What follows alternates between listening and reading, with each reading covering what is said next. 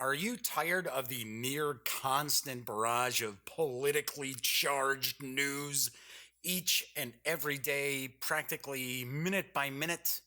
I don't know, possibly you might be a political junkie. I sort of am.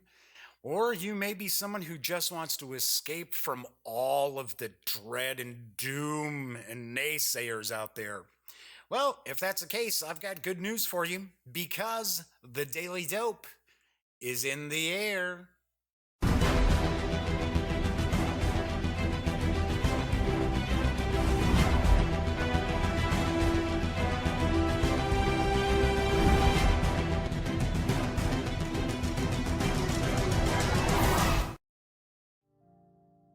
Howdy, howdy, howdy, gang. I am back once again. Yes, I am Jeff McAleer, and I'm the hopefully friendly host of the Daily Dope each and every Monday through Friday, as well as the Grand Poobah of thegaminggang.com. And let me check one thing here. There we go. Something wasn't set up correctly. I was running around all day, so, well, not all day, but later part of the morning today, so I just got in. Anyway, I do want to point out there is chat available through both Twitch and YouTube. It's not on the screen, but it is there. And if you want to say hello, or if you have a question, or I'm going to be doing a review in just a few minutes, if you want to see something a little closer up or have a question about that, be sure to chime in and let me know.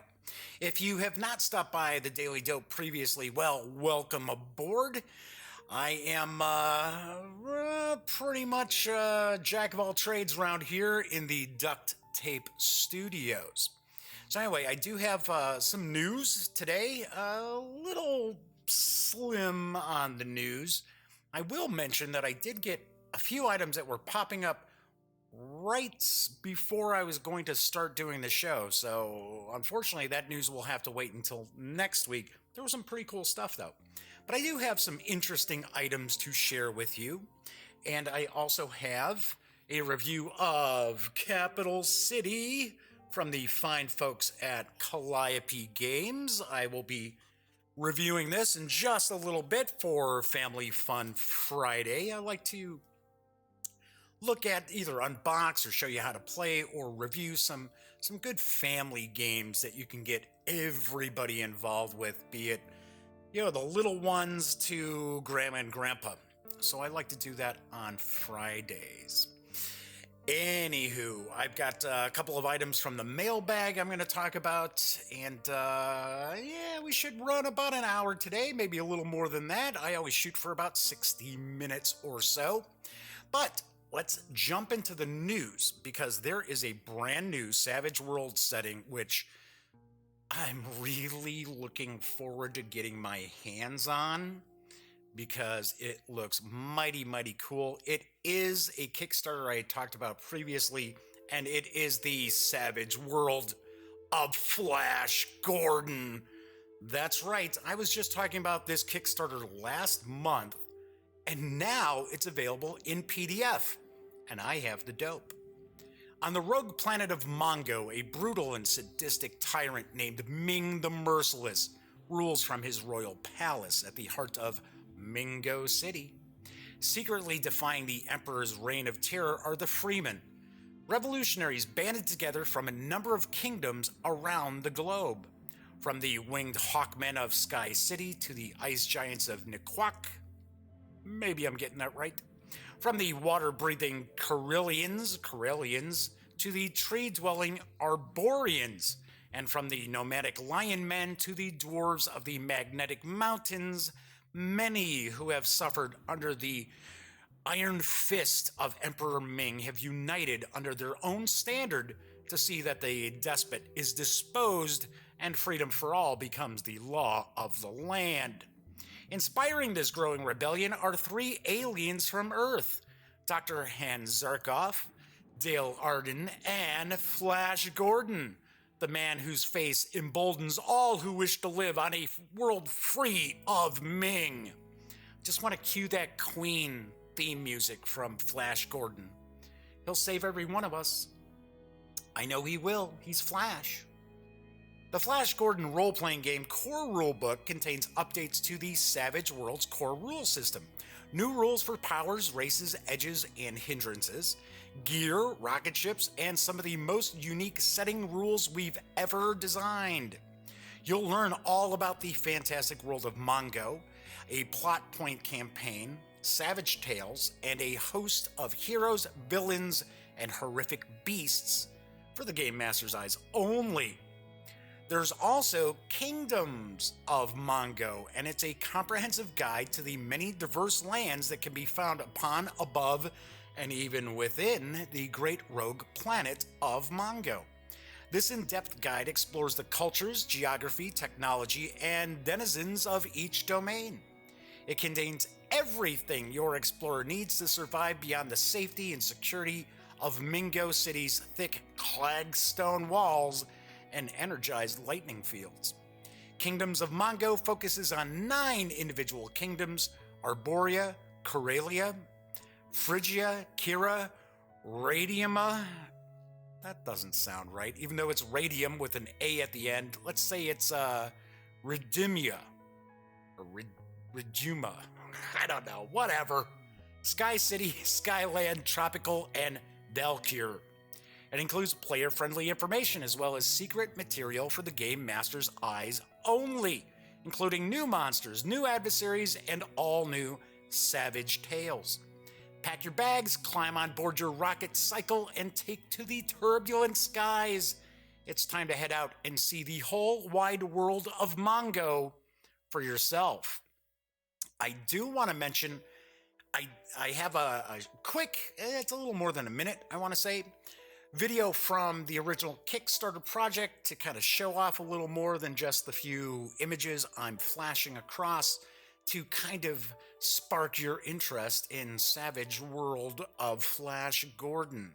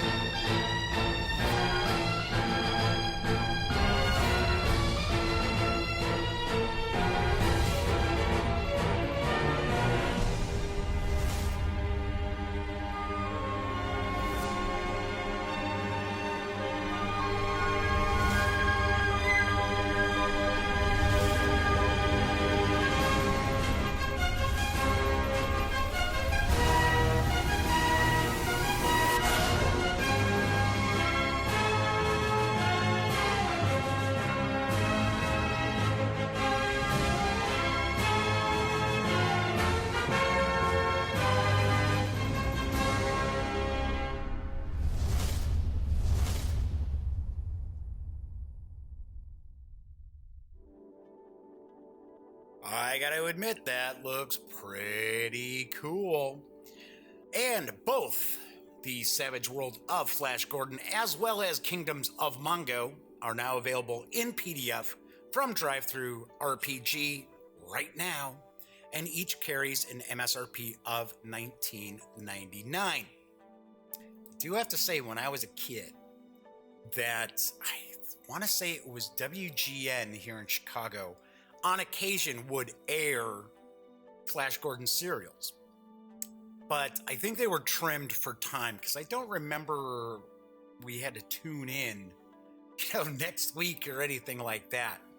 And I want to say that those serials, they've actually aged fairly well. They're not horrible. Like, oh my gosh, some of the serials you see from the 40s and 50s. And I think Flash Gordon was in the 30s that they were doing those serials, with Buster Crabbe as Flash.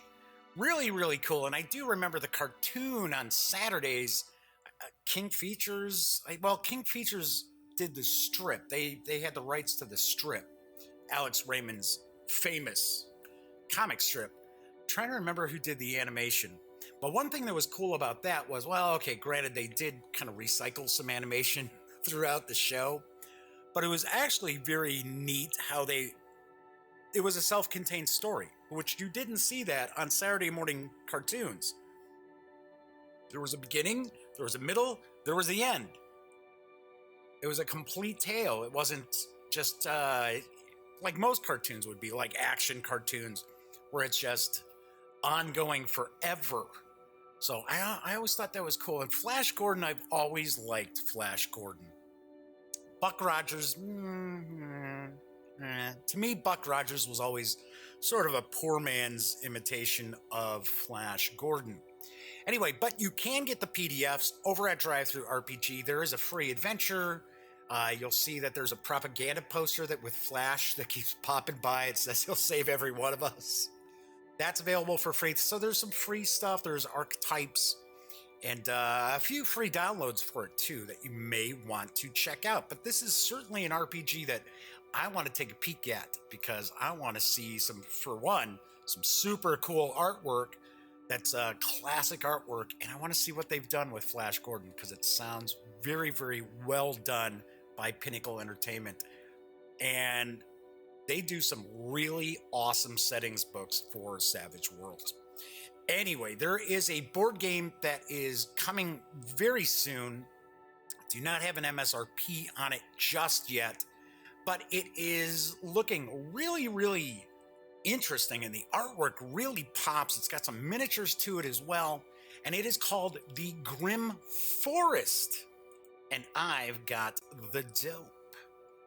Welcome to the Grim Forest, where family members of the legendary Three Little Pigs are having an epic house building competition. But this is no ordinary competition, as all the most famous fairy tale characters will be looking on and occasionally lending a hand. Who will benefit most from the cunning of Robin Hood, the beauty of Snow White, the bountiful gifts of the Golden Goose, or the dark witchcraft of the Evil Queen? Benefiting from dark witchcraft. Oh, kidoke.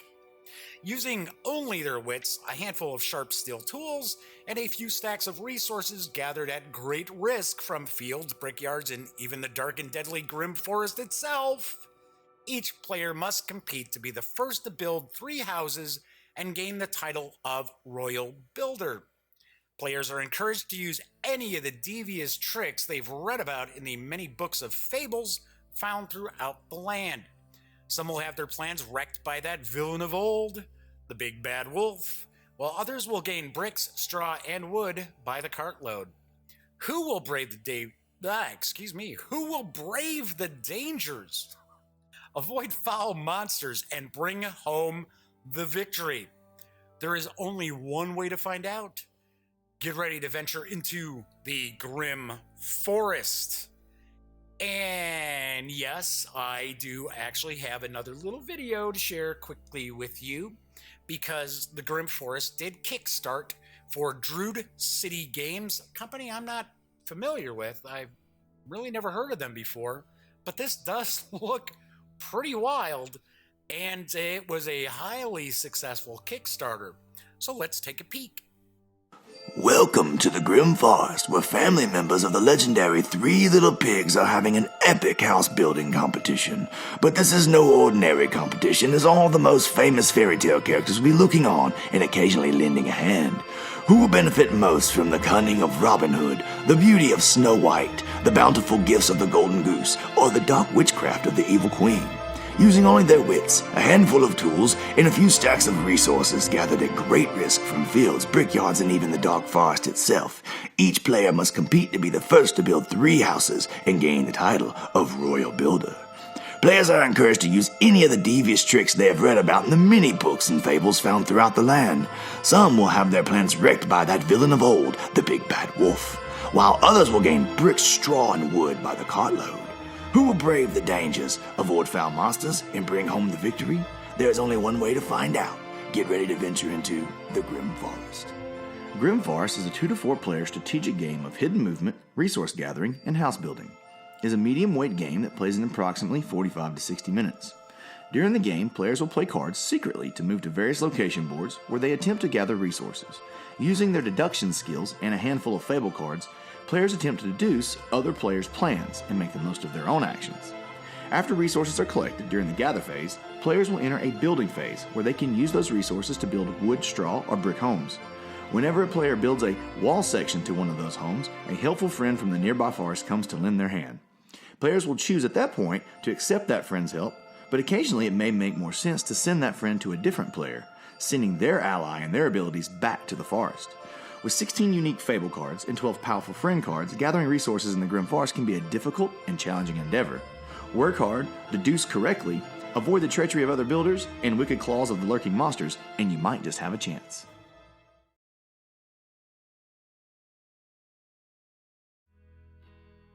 Wow, it seemed like that video was awfully loud. Now, I don't hear it, but I can watch kind of the monitor of it, and wow, hopefully that didn't blow everybody away out there. Anyway, Grim Forest is a 2 to 4 player strategic game of hidden movement, resource gathering, and house building. It's they're calling it medium weight, so to me that's sort of medium complexity, I would guess. It's going to play in approximately 45 to 60 minutes.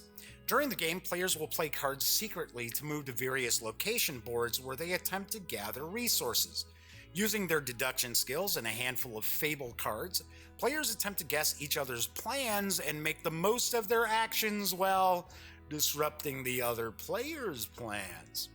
After resources are collected during the gather phase, players will enter a building phase where they can use those resources to build wood, straw, or brick houses. Whenever a player builds a wall section on one of their houses, a helpful friend from the nearby forest comes to lend a hand.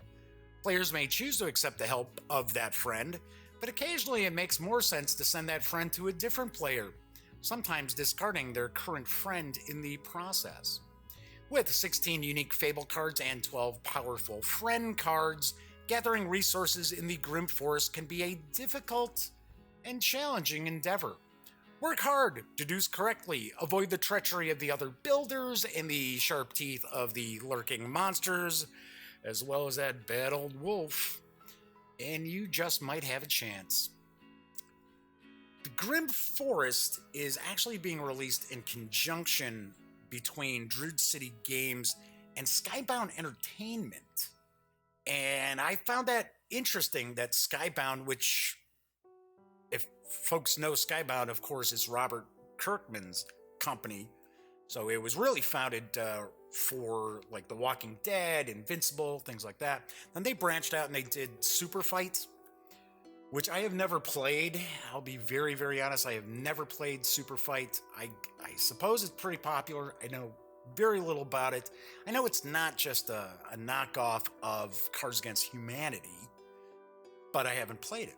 But Skybound's branching out into more gaming, and obviously the Grim Forest is an example of that. And I believe Druid City Games has a card game that they're working on that's going to come out soon too. I don't know much about it. Anyway, the Grim Forest is for 2 to 4 players. As mentioned before, about 45 to 60 minutes gameplay, and there is no MSRP out just yet. So once I learn that information, I will be sure to forward that along. Now, I've been talking about successful Kickstarters and how they're coming to market, or like Flash Gordon, it's out now. Let's talk about one that is just recently launched, and that's from Eagle Games. They've got a new Kickstarter, and it's based on the classic tale, The Scarlet Pimpernel. I've got the dope. The year is 1793. France cowers under the reign of terror, and not even the innocent are safe from the Committee of Public Safety and their precious guillotine. In the midst of this turmoil, I almost said turmoil. In the midst of this turmoil, one man uses courage and cunning to fight the brutality, the Scarlet Pimpernel. Along with his league of followers, the Scarlet Pimpernel rescues the innocent from under the very noses of the committee, leaving behind only a card showing a small pimpernel flower.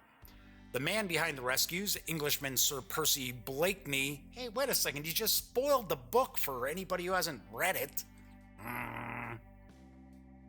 Anyway, Sir Percy Blakeney must keep his identity a secret from all but his closest associates. In Scarlet Pimpernel, you play as members of the League, helping the Scarlet Pimpernel accomplish 7 missions, rescuing the innocent from the guillotine. No mission will be as important as the last, as you save the young Dauphin, heir to the French throne, by whisking him away to Vienna.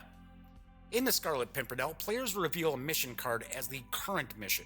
Each mission card has a location and a required number of supporters and resources. As a member of the League of the Scarlet Pimpernel, you help carry out missions by securing the route and location, obtaining the required number of supporters and resources, horses, carts, papers, and disguises, and filling the 5 mission spaces. This task is done by placing your cubes in various locations on the board to score points. Although players work together to accomplish missions, only the player with the highest score at the end of the game will become the Scarlet Pimpernel's most trusted advisor. Fancy, fancy. There is a short Kickstarter video that I wanted to share with you so you can get a better look at the game outside of just the few images I've been able to acquire. So let's kick back and take a look at the Scarlet Pimpernel.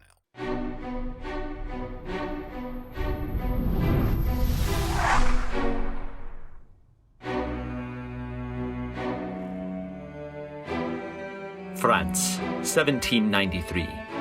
The guillotine runs red with the blood of the innocent, as the dreaded Committee of Public Safety works to purge the world of all who oppose them. But from this horror, a chivalrous hero emerges, the Scarlet Pimpernel. As a member of the League of the Scarlet Pimpernel, it's up to you to help accomplish 7 rescue missions spanning across England, France, and into Austria.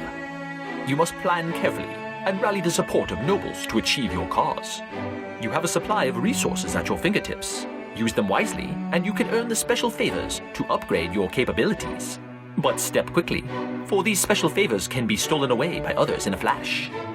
While teamwork will be necessary, only the best and brightest can become the Scarlet Pimpernel's most trusted advisor. The question is, will it be you? Eagle Griffin Games is proud to present The Scarlet Pimpernel, a beautiful new strategy game by designer Brian Kelly, with art by Ian O'Toole.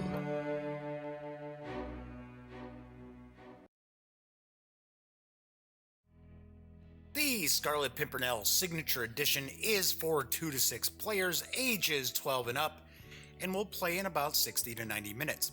You can reserve a copy of the retail edition at the $55 pledge level, or the deluxe edition, which is limited to 2,500 copies, for $75. This Kickstarter has already funded, so you can, and Eagle Games is pretty good about fulfilling their Kickstarters in a relatively solid amount of time. They don't run overly behind on too many things, that, as far as I recall. But there is one thing that kind of I don't care for in this Kickstarter, and it's the fact that for $55 you get pretty much the base game, and there is an exclusive. It's sort of a like a guillotine. Looks almost like a, I'm taking a guess, it's probably a cardstock, kind of almost like Dice Tower, that you're going to put it together, and it's a guillotine, and it marks the first player of the game. So that's kind of the add-on for the $55 one. Now, the $75 pledge level gets you all this really sweet swag, like custom meeples and a really nice draw bag. And there's a bunch of different stuff that's added into it at the $75 pledge level. There are no stretch goals, which is what sort of surprised me, because I would have thought that maybe Eagle-Griffin would have gone in the direction of, hey, here's a stretch goal here. If we hit this stretch goal, then these meeples are part of the game. If we hit this stretch goal, then the cool draw bag goes in the game. They're not doing that. Little disappointing. Does look like it could be a pretty interesting game. That's why I'm sharing the news. I mean, if it looked like it was, I wouldn't bother sharing the news, which I will actually have something about a Kickstarter in just a moment that somebody was asking me about from the mailbag. Anyway, my final news piece. I have to admit that I'm always on the lookout for cool freebies for folks or big savings, things like that. And I ran across a magazine that I got to be honest, I wasn't aware of. And it looks pretty cool, especially if you're into role-playing games and you like science fiction role-playing games. Because the latest issue of Frontier Explorer has arrived. And it's really something you should check out, because especially if you dig science fiction action. Here's the dope. Hello explorers, welcome to issue 23 of the Frontier Explorer. This issue focuses on Clarion Station and all the things to see and do there. As part of our Warriors of White Light challenge, we have a couple of articles detailing the home of the Clarion Royal Marines. The other feature article in this issue is one detailing a conversion of the Star Frontiers races to the new Frontier Space RPG. We round out our relatively small selection of articles this issue with some of our standard fare, including a new creature from Jurek Hangna Foundation. Yeah, of course, science fiction, it's going to have some names that I'm not going to be able to pronounce. It's Tick's fault this time. Not sure what that means. A Yserian legend courtesy of Alex Stone, our usual comics and articles about the holidays and cursed items in the Frontier. The full article list for this issue is Frontier News, Grok the White One, Clarion Station Expanded, Titan Rising 2299 number 16, must be a comic, Star Frontier Races in the Frontier Space RPG, 10 Things on Clarion Station, something I'm not even going to try to pronounce. Holidays in the Frontier, Cursed Items in the Frontier, The Escape Plan number 2. Grab your copy today, and as always, keep exploring. Do want to point out that Frontier Explorer is absolutely free. Okay, so it's a pay what you want. This is the 23rd issue, and I went and took a peek, and on Drive-Thru RPG, many of the early issues are completely free. Others are pay what you want, which if you want to be a jerk, you don't have to pay anything at all. But this is actually a pretty cool magazine. Now, granted, it seems as if the focus is a little bit more on Star Frontiers, and I guess there's this new RPG called Frontier Space, which probably kind of takes inspiration, I guess we would say, from the TSR Star Frontiers game. I don't know. But it seems that there's a lot of stuff that's in the magazine that really isn't specific to any one game system. And I say it all the time, as a game master, dungeon master, keeper, what have you, you always want to try to use all the tools that you can find, add as many tools to that toolbox, even if they're coming from a game system that you don't play or run. Anyway, so other item I wanted to mention today is Casual Game Insider announced their Casual Game of the Year. And I do want to mention that Chris James was awfully nice. He invited me to be a judge, and he asked me to submit my 3 picks for Casual Game of the Year. And then, of course, it was voted on. And there were, none of the games I suggested, I should say, made the cut. So there were 3 games. One was Sagrada, which I have played, and I think I pronounced that right. It's the game where you're making the stained glass windows. And I thought, yeah, that's kind of an interesting game. I only played it once. Then there was Go Nuts for Donuts, which I have not played. And I want to say that's from Daily Magic Games, I think. Pretty sure. I think so. And then Azul. Now, those other two games I did not play, so I did not vote. And Sagrada won.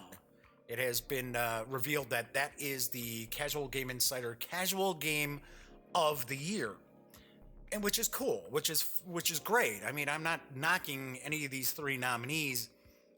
It's just I look at a casual game in a way different way than Chris over at Casual Game Insider, no doubt. Anyway, so congrats to the folks behind Sagrada. I can't recall the game company off the top of my head. Anyway, so before I jump into the review of Capital City, wanted to pop in and kind of address a couple of things from the mailbag fairly quickly. One's going to be really quick. The other I'm going to kind of chat a little bit about. And the first question I got was from Dan in Indianapolis. And Dan was curious why I'm not talking about the Cool Mini or Not Kickstarter for the game Hate.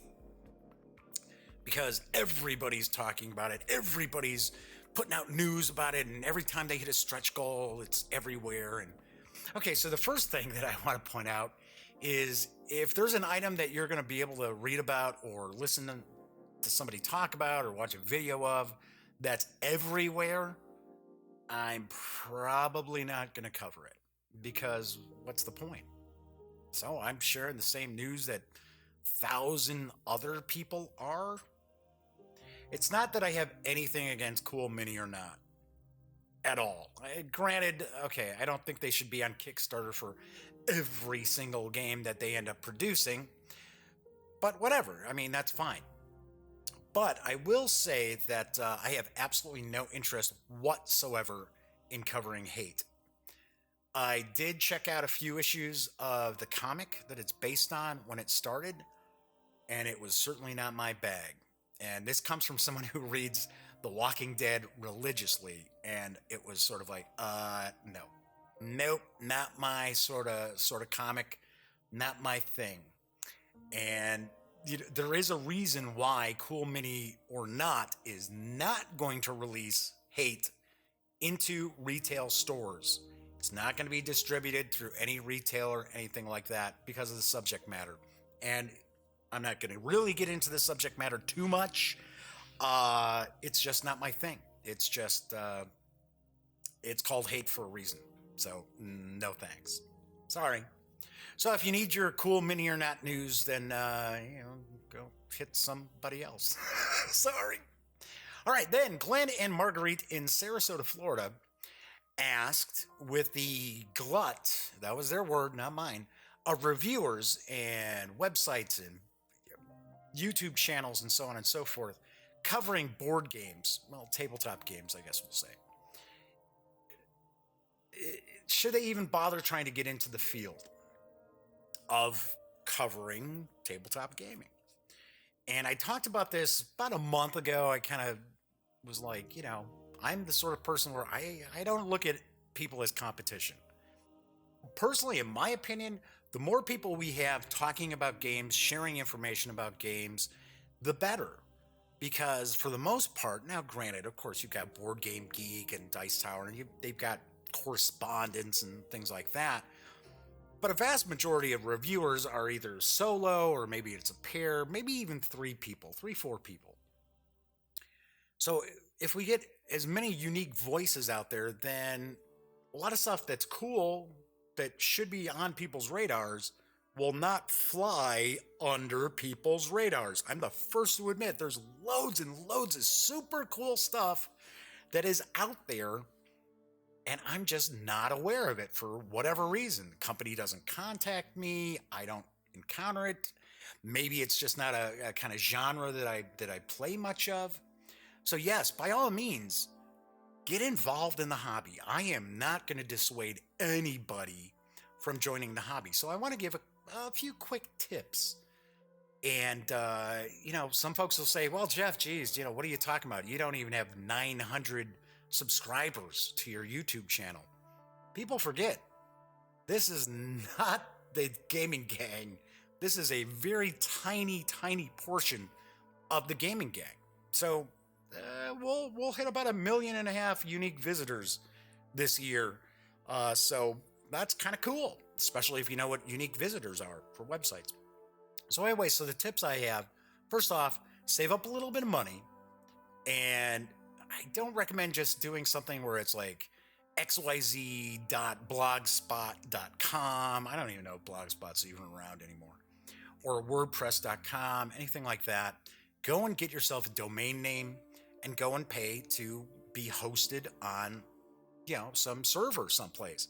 Now, there are a lot of companies out there that when you buy a domain name, they offer very basic web hosting along with it, and that's fine. Take advantage of that. All you're really going to end up paying for is about $15 or so, depends on your domain name. Try to stick with a .com, don't go .net, .org. Well, .org is usually, you want to kind of be a nonprofit, which, hey, trust me, as a game reviewer, it's nonprofit. But try to stick with a .com. And so that's the first step. Have a website. Don't rely on Board Game Geek, to get your like name out there and stuff like that. I don't have an issue with Board Game Geek. Somebody does, because they're getting hit with denial of service attacks left and right, which I mentioned that, what was it, last week? Yeah, it was last week. Someone had asked, hey, what's going on with Board Game Geek? And I was like, how would I know? I have no affiliation with Board Game Geek. And I guess they were saying, oh, well, yeah, I go and it's up, it's down, it's up, it's down, I guess it's like down for maintenance kind of thing, or then it's just coming back with like I want to say it's a 500 error. So I said, hey, it sounds like they've got a denial of service attack going on, which is not cool. That is, it's super uncool.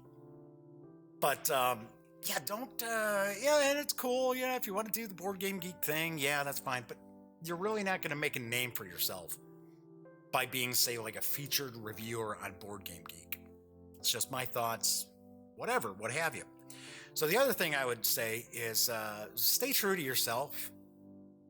You've got a unique voice, no doubt. If you're just going to go out there and regurgitate the same exact things that other people are saying, I would say, no, don't bother, because you're offering nothing new. But I would pretty much guarantee just about every gamer out there is going to have a unique view and a unique take on the hobby. So yeah, by all means, get out there. So don't change. Don't try to imitate other people out there. That's big in my book. And it is funny, because I know a lot of people think, well, the gaming gang, yeah, I never heard of you guys. Only been around since 2010. I don't know.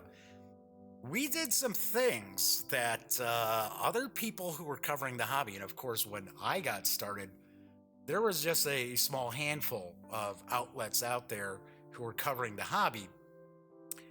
Some of them kind of picked up on what we were doing.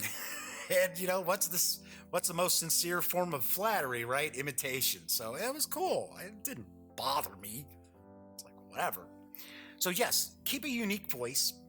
Another thing I would say, if you're going the route of a website, and try not to make it look like a blog. Blogs, well, it's just, even though if you're running on, say, WordPress, which originally was a blogging platform, don't make it look like a blog. Make it look like a news site or whatever you're doing. I mean, if you're doing videos and stuff like that, make it look like anything other than a blog. So that's what I'm telling you there. But probably the most important thing that you can do is create content and don't tell anybody about it. I know you're probably thinking, Jeff, what are you, nuts? There's a method to the madness. So what you do is, and this is what we did with the gaming gang, is when we launched, we spent the first month just doing news pieces, putting out reviews, all this, and we didn't tell anybody. So after the first month, once we had quite a bit of content, there were probably 80 articles at that point. Now, some of them were going to be short news pieces, others were reviews, things like that. Once we had some content under our belt, then we started letting people know, hey, we're this new website, and check us out. And we'd get people going, whoa, never heard of you guys. Where are you? Wow, this is a cool website. How did I miss you? And it's sort of like, well, we've only been around a month. And the reason why I mention that is because if you sit there, and I understand, you create a website, you got something out there, you're like, man, this is great. I really did an excellent review on this game. I think people are going to dig it. Only problem is when you share that and somebody goes to your website and they see all you've got are like 2 articles, they're probably not going to come back. They're probably not going to bookmark your site to come back. And one of the reasons is because so many people get involved in covering our hobby, they come and go left and right. Even big names that were super, super popular back when I was first starting to get into doing this are long gone. So, yeah, I have content out there. Make sure you've got plenty of content before you start trying to go onto social media and promoting your site or your channel or what have you. And to be honest, as far as social media promotion, I am not the guy to talk to.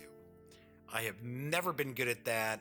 Everything always seemed a little too fishy and spammy, like, trying to grow a channel. Yeah, I know. Goofy me. Stupid. I know. Anyway, so there is the answer to that question, basically. I reckon if somebody wants to get into this and they have a unique viewpoint, if they're bringing something new, by all means, get involved. It's a lot of fun. Well, you'll have company. If you reach out to companies and say, hey, I'd love to do a review for you, and they shoot you down, don't take it personal. It happens. It happens to all of us. Well, probably not Tom Vassal, but the rest of us, it does. But yeah, by all means, and the other thing too is when you get people who are, I don't know. I was trying to think of a family-friendly word to use, but people are really nasty, and if you get nasty comments or tweets directed at you, just water off a duck's back. Don't let it stop you, because everyone's a critic out there, and for every one person who says something negative or kind of rip into you about something, you've probably got about 20 people who are enjoying what you're doing. They're just not vocal about it. So yeah, by all means, Glenn and Marguerite, hey, if you get started up, shoot me a link. Let me check out your website. All right, so kind of carried on about that probably a little longer than I should have. But you know what? Capital City isn't going to take a whole lot of time to review. But I am going to jump into it. It is a family-friendly game for 3 to 6 players.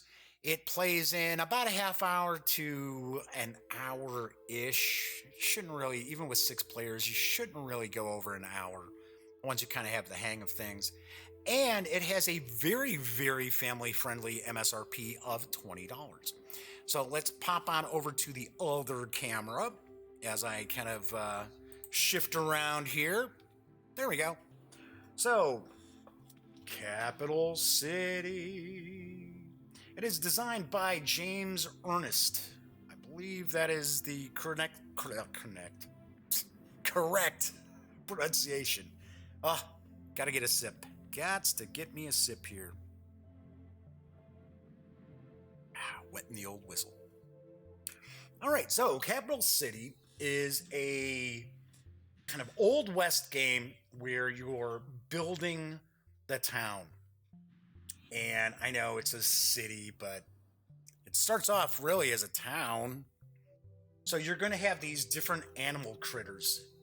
So I was kind of joking around, take me down to Capital City where the critters work hard and the sand is gritty. I'm not going to try to sing it. So we've got, I did an unboxing, what was it, a couple weeks ago? And the rules are just a fold-out sheet. So pretty easy peasy to get through. I want to say the attaching and activating the family members, the characters in this, took a minute for some of the gamers to get an idea of, to kind of wrap their heads around it. So you're going to start off, the game is played over, I know people, rounds and turns. I'm so old school, I always think turns, right? So you have rounds within a turn. I know some games it's like, okay, well, no, it's turns within a round, what have you. Okay, so overall, you will play through what I'm going to call a turn. So you're going to have 4. You're going to have spring, summer, fall, and I guess you can guess what's coming next, right? Winter. And these season cards are going to tell you how you're going to actually set up for that turn. It's going to tell you how many trains are going to come in. It's also going to tell you how many buildings are going to be available as well. So there is an auction mechanic within the game, and I'll get to that in just a sec. So take a look at the characters here from the different families. Now there are 6 families, so if you're playing with 6 players, you're going to utilize all 6 families. If you're playing with fewer players, you'll have fewer families. Now the families are all color coded, as well as having a symbol to the family, like so. And you've got coyotes, you've got I want to say that I think those are cougars. There might be pumas, cats, buffalo, donkeys, frogs. That's a coyote. And birds, eagles. But if someone is colorblind, thankfully, you will find that these cards also, each family has a symbol. And each player will have a handy dandy card to help them out as far as the different families and the different symbols, as well as a sequence of play. So everybody's going to get that. So everyone's going to have a card like that. Everyone's going to get a family member to start off with. And you'll have a train deck, and it's all the families all shuffled together. And of course, as I mentioned, with fewer than 6 players, you're going to remove families from the deck. But I've got this set up as if we were playing with 6 players. So there is the train deck. And even with 6 players, you're not going to necessarily start off with everybody gets an individual from a different family. You're going to get the first cards that are drawn off the deck. So you may have a couple of the hay slips in the starting mix. I just happen to separate these out just to show off the 6 families. Each of these characters are going to have a name, and they're also going to show an icon, half of an icon at the bottom. So you're going to have a gear, you've got a heart, and then there is a sheriff's badge. Which nobody's got a sheriff's badge. Well, we'll see that in just a bit anyway. So those would be the starting characters. Everybody's going to get $10. That's right. This is the late 1800s. $10. That's a lot of money. So the whole premise is you're trying to be named mayor of Capital City once it's been bought. And to be able to do that, you're going to have these 4 turns to collect victory points to be named the mayor. And the name of the game is Victory Points. There is money, but money doesn't equate to victory points, except at the end, every $10 is worth a single victory point. So while money's important early in the game, towards the late part of the game, not so important anymore. You want to make sure that you're You're banking those victory points. So we've got the train deck set up. So that is the train deck. Then you'll also have Main Street. So this is the building deck. And I've already taken some buildings out that we're going to set up we're going to kind of set up Main Street with. But to give you an idea, if you look at the buildings itself, the buildings themselves, I should say. So this is a boarding house. It's going to show it costs you $4 to purchase the deed, and it's going to either earn you $2 or 1 victory point. It has the 2 half icons up there, so you're going to need a character with a gear and a character with a heart to be able to pretty much work the building. It's like here we've got the haberdashery. Once again, you can see there's a sheriff's badge icon there, gear icon there. It's $5 to purchase it. You can either get $3 or 1 victory point. And we've got some that it just takes 1 character. All right, so that is going to stay off to the side. So what you'll end up doing is you're going to populate Main Street. So as I mentioned previously, the season card is going to tell you how many trains are coming in and how many buildings are going to be available for purchase. So with 6 players, you would have 8 building cards. Just going to kind of lay these out. Get this out of the way for a second.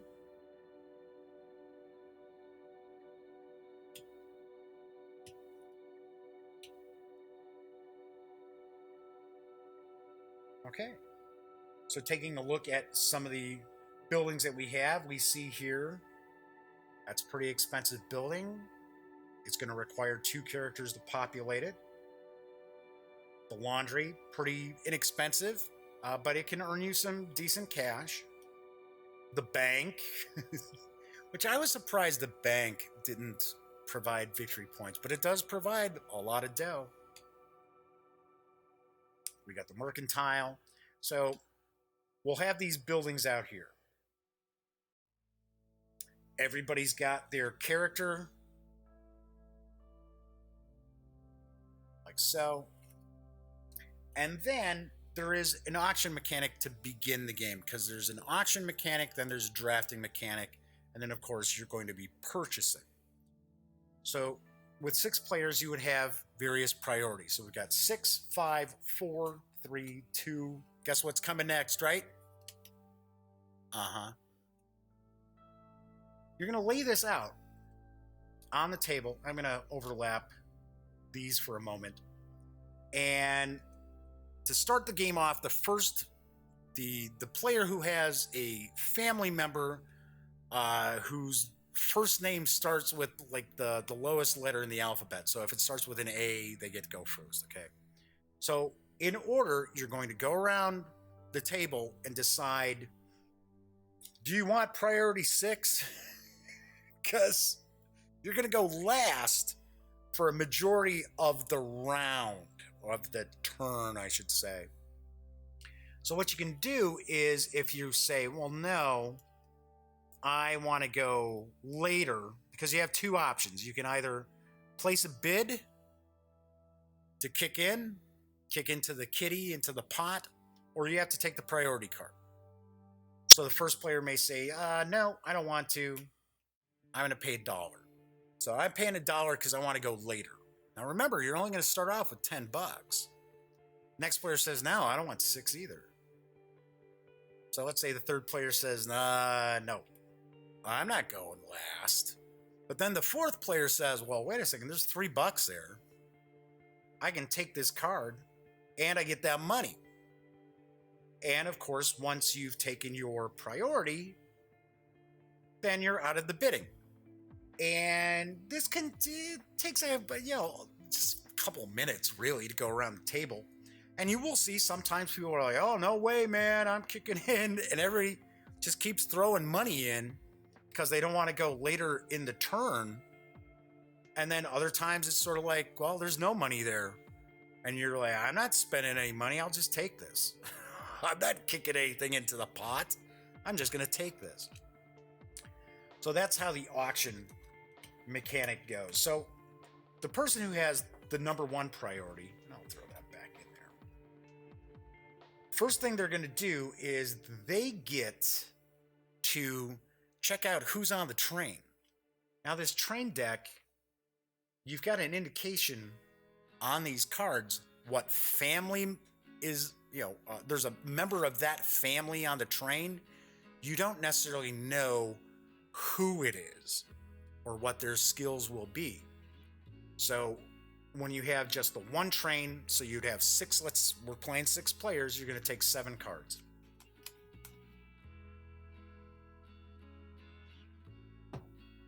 Okay, so you're going to have the 7 cards, and the first player, the priority 1 player, is going to be able to choose any of these characters they want, any of these family members they want. Of course, it's early on, and you might be sitting there saying, okay, well, I already have a green family member. I have a Hayslip family member. Yeah, you know what? I'm going to take another Hayslip one. So let's see who we got. We got Rose. We got Jarrett. So those are the 2 there. And they say, oh, okay, well, I already got a sheriff's badge. I'm just making this up as I go along, right? I'm not going to search through and say, okay, well, I got whoever. They might say, well, I've got a sheriff's badge, so I'm going to get a heart. And then they're going to take that. And then the train just moves on to the next player.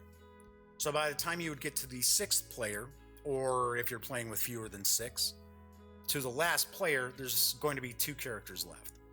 That's all you're going to have. You're going to have 2 characters left. They get to choose one. Whoever they don't pick, they get discarded. So, yeah, sorry, Diana.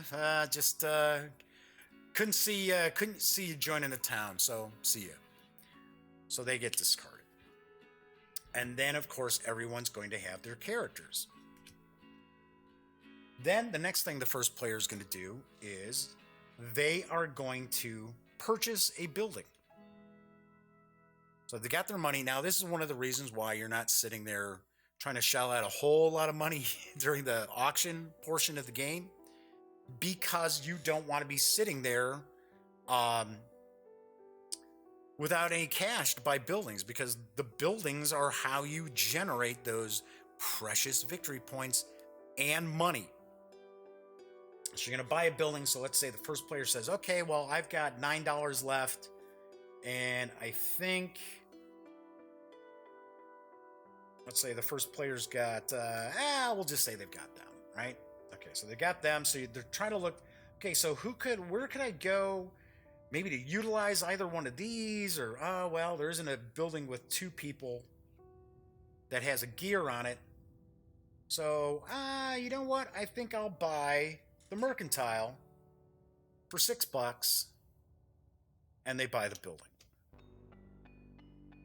Pretty easy, right? So then it moves to the next person. The next person does the same thing. They buy a building. And then the third person buys a building. Fourth person buys a building. So now if you don't buy a building, because you never have to buy a building, you can pass and get $5. Which, I mean, it's helpful when you're completely broke, but that $5 really isn't going to go too far. So you got to keep your fingers crossed that you're going to be able to purchase a building. And part of that is the whole priority. If you're going first, when you choose a character off of the train, which I kind of had to laugh, it's sort of like they're stepping off the train and it's like, boom, we're putting you to work. Sort of like the Irish coming over during the American Civil War. You know, they'd come off the boat, they'd get some hot soup and bread and say, oh, okay, well, here, sign up here. You're going to go fight for the Union. You're going to go fight for this country that you've been in all of, I don't know, an hour. So kind of, I had to chuckle a little bit about, hey, you know, they're dusting themselves off from getting off the train, and it's like, boom, you're going to work. So then you would end up having a couple of buildings left over. So whatever doesn't get purchased will get discarded. So everybody has an opportunity to acquire a character off of the train and buy a building. Once they've done that, then, because every player is going to have, as an example, let's say this would be in front of somebody. They're going to have their own little portion of the town sitting in front of them. Now, this is where they have the opportunity, they can attach characters to the building. And this is going to be done in the reverse order of priority. Because if you think about it, if this little mechanic wasn't part of this game, boy, going last would really, really be tough. Because you'd always be picking from the leftovers all the time. Which, granted, as far as characters go and buying buildings go, yes, it does, kind of put you behind the 8 ball, but with this attaching and activating, this is kind of a little bit of a catch-up mechanic. So there are going to be times where you may not necessarily want to go early in the turn as far as selecting characters and buying buildings. You may want to go later because you want to be able to attach your character to the buildings. So as an example, we had the mercantile, right? So we got the mercantile for this player, and at this point they've got these two characters. Well, we know we can put Zalifia. I don't know, that's kind of an oddball old style name. We can actually put her in charge of the mercantile, just like this. It's going to just connect up easily enough. So what happens when you attach somebody to a building, as long as that building is fully staffed, I guess I will say, because remember, you've got buildings that take 2 characters to properly staff. So once you have that staffed, then you can claim your reward from this building. So this building provides either $3 or 2 victory points. And you get to choose. So you get to say, okay, cool, it's early in the game, maybe I want a little more money to be able to buy better buildings. That's a possibility. Or you may want to say, hey, no, I want my victory points. You get the choice. So let's say, for an example, now we're saying that this person was last, okay? They go, okay, I'll take the 2 victory points. So there they go. They get this little token with the 2 victory points and squirrel it away. Then it moves on to the next player. They're going to attach the character to their building. Now here's the interesting twist. When other players attach their characters to a building, and let's just pull something out here as an example. There you go. We'll say, come on, give me a red one. There we go. Let's say later on in the turn, one of the players attaches this character to this building. Well, hey, it's the Waldcott family, and that's good news for the Waldcott. So what happens is the other characters of that family who are already attached to a building, once again, get to score the goodies from that building. So if that had taken place, boom. Well, okay, I got 2 victory points before. Well, now I'm going to take $3. Add it to my dough. That's one of the interesting things about the game, is that you've got the family members. When a family member gets attached to a building, and you can't move the characters around. Once they're attached to a building, that's where they work. There's no, hey, I'm looking for a better job kind of thing going on. Once you do that, once you attach that character to a building, every other character that's already out from all the different players or members of that family are going to get to score whatever this building provides. And this doesn't tell you you're getting $3 and 2 victory points. It's either or. And that is why going last in the turn is pretty good, because you get to have characters out and attached to buildings. So when other members of the family get attached to other players' buildings, you're scoring victory points or money. I thought that was a very, very neat mechanic tossed into the game. So when you're in the auction phase, you're sitting there trying to decide, okay, do I really want to go first? Maybe I want to go later, because I've already got some buildings out here and I want to, I want to be able to score the money and the victory points as other players are attaching characters. Because if you're the first player, you're the last one who gets to attach anybody to your building in the turn. So while other people are already scoring some goodies from the characters they've already attached, you're sitting there with the character in your hand going, okay, well, I'm just waiting. So as the game progresses, and that's the turn. That's really the whole turn. Once the last character has been attached, and you make sure that as you're going along, that you announce, okay, this is who I'm attaching, say who the family is, say what color it is, whatever, to give the other players an opportunity to say, okay, well, boom, I've got Janet here, I get $5. Then the next time a Wildcat comes out, it's like, okay, I got Janet here, that's another $5, because that's what the barn gives you. Once you've gone through the whole process of attaching the characters, everybody's gotten their victory points or money, then you're ready to move on to the next season. And then, so from spring, you'll go to summer. And in summer, there are 2 trains. When there are 2 trains, it's pretty simple. The first player is going to take the number of characters off of the train. They're going to pick one from this stack, say, hand it to the next person. Then they're going to take the next number of characters from the train deck and pick another one. Not a whole lot of rocket science going on there. They're just repeating the same thing that they did in previous turns, just simply twice. Now, as the game progresses, you will have fewer buildings come out for you to be able to purchase.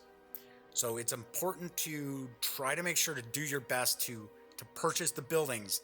Like I said, yes, you get the $5 if you don't purchase a building, but you really, really want to do the best you can to be able to buy the buildings. So once you've gone through spring, summer, fall, and winter, once you've gone through the 4 seasons, everybody's going to have their towns kind of built up. There's portion of Capital City built up. Everybody's laid down and attached their last characters. Everybody's scored their final cash or victory points. All you're simply going to do is you're going to tally up victory points. $10 equals 1. So all the players who have cash will cash those in, take whatever appropriate victory point tokens they should. Everybody's going to add them all together.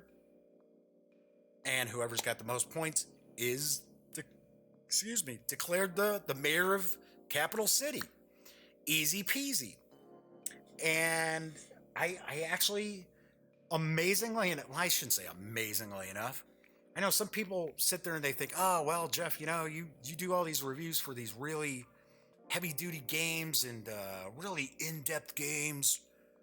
How do you go about reviewing, like a family game or a less heavy game? And to be honest, it's pretty easy. It's actually really easy. Because for one, I don't have to sit there studying rules for hours before I get into the table.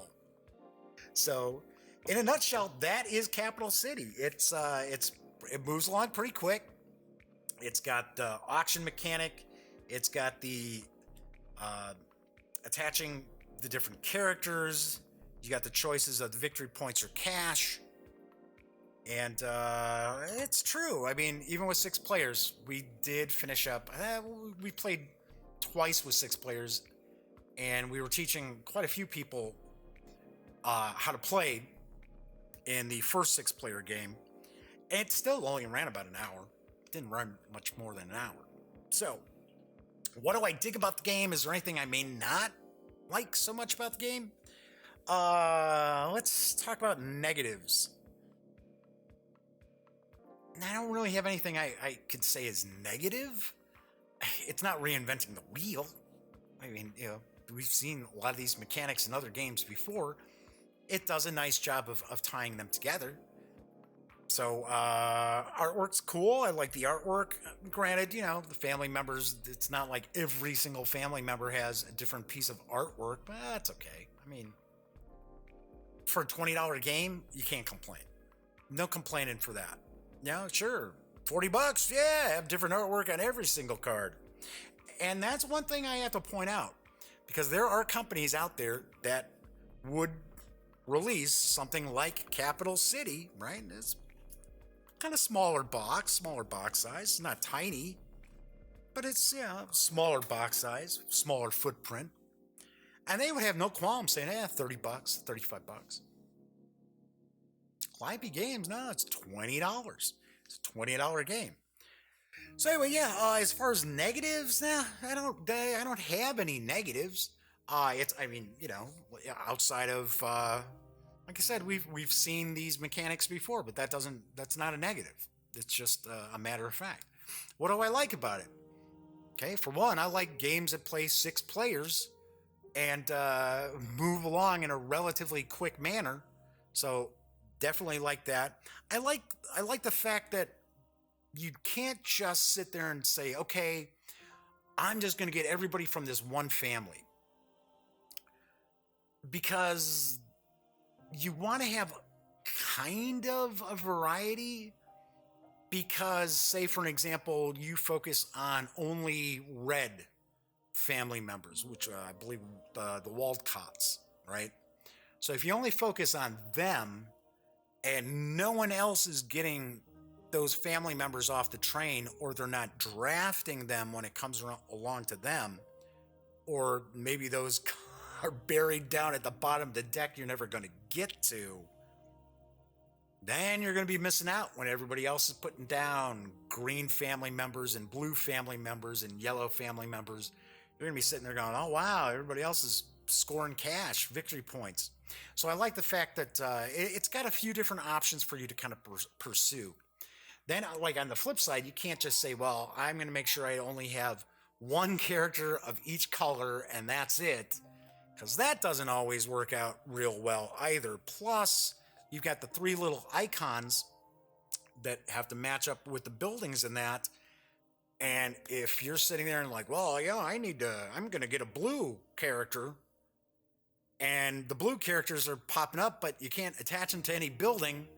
They're just, they're just hanging out. They're unemployed. That's not helping you.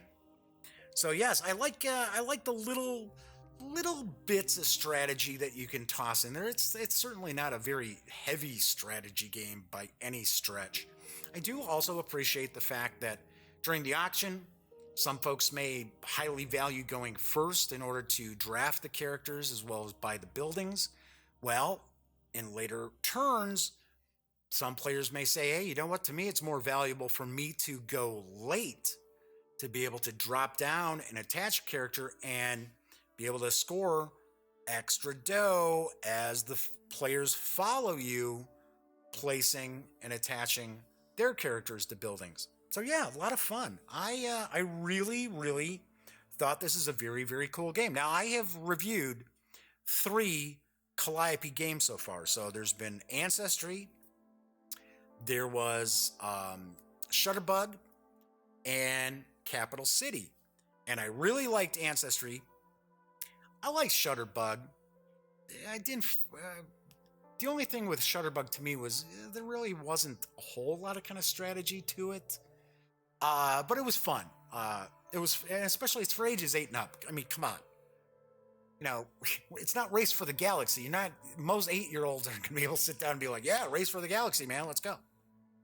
So, I gotta say, Capital City kind of falls between Ancestry and Shutterbug, but it's closer to Ancestry because I did think it was a good time. Everybody enjoyed it. Nobody had any complaints. Nobody found anything that really stuck out as like, hey, this is kind of game breaking. You notice that? No, not at all.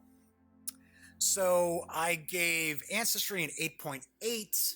I am going to go 8.3 for Capital City. For $20, you really can't go wrong if you're looking for something that you can have, the younger kids and grandparents or your friends, neighbors, everybody sit down, enjoy themselves for 45 minutes to an hour. You really, really can't go wrong with it. All right, so that is what I think of Capital City from Calliope Games, designed by James Ernest.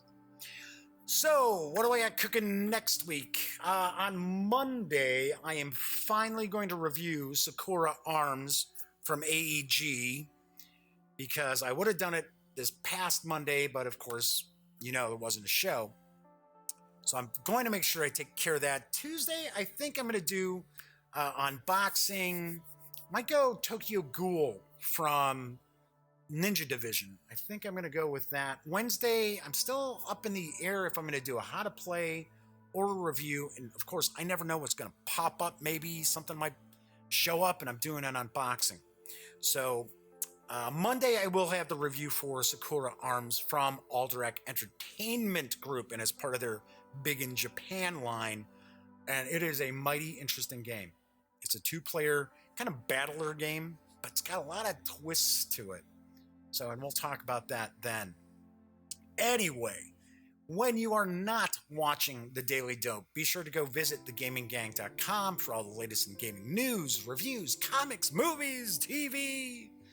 You know the drill. Get your geek on at thegaminggang.com.